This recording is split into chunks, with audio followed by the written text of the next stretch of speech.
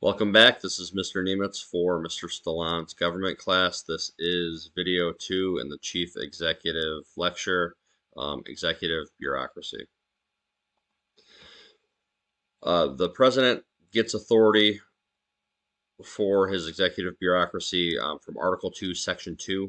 The authority to appoint top officials in the administration is one important tool a president has to influence how legislation is implemented.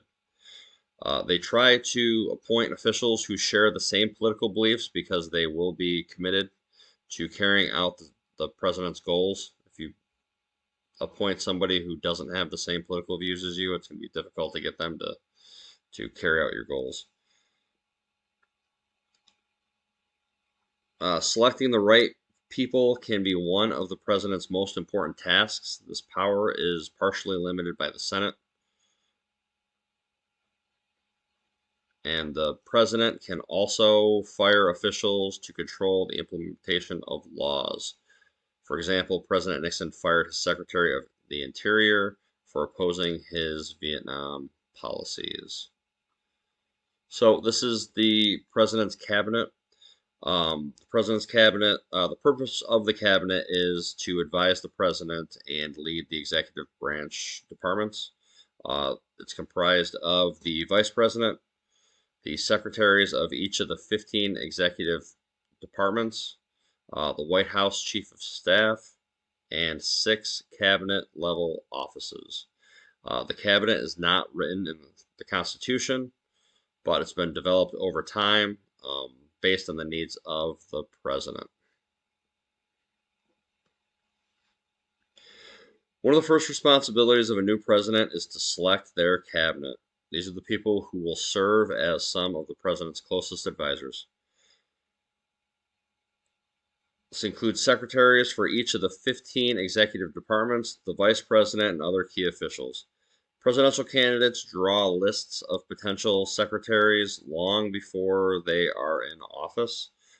Key campaign staff meets with these potential candidates to discuss issues facing the department that they may be asked to lead, so they can get a better feel if they're qualified for the job or not. Sometimes the names of candidates are leaked or deliberately disclosed to the news media to test the reaction of Congress, interest groups, and the public. It's a great way to see if your nomination is going to be popular and actually get through the Senate confirmation process.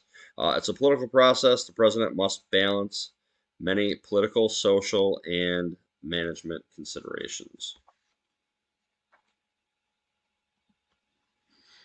Reflecting on the importance of the cabinet and an illustration of checks and balances, the president can't just choose their cabinet. The Senate must confirm all of the president's nominees. They hold a Senate confirmation hearing, and the nominees answer questions relevant to the cabinet position. Usually they're confirmed, but rarely they're rejected.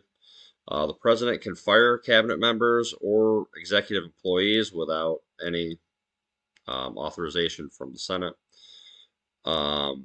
So what the president's looking for in a nominee is expertise in the particular policy area. They should have experience in the policy area that the department will manage.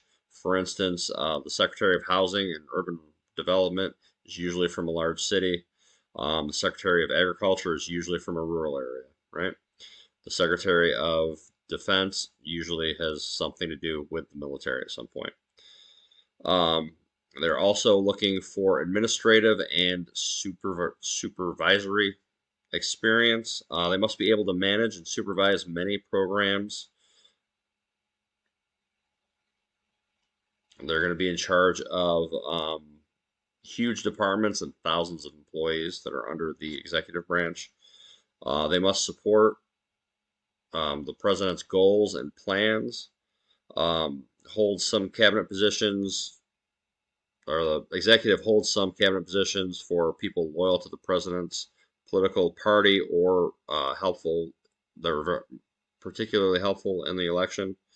They support from various groups and hold political power.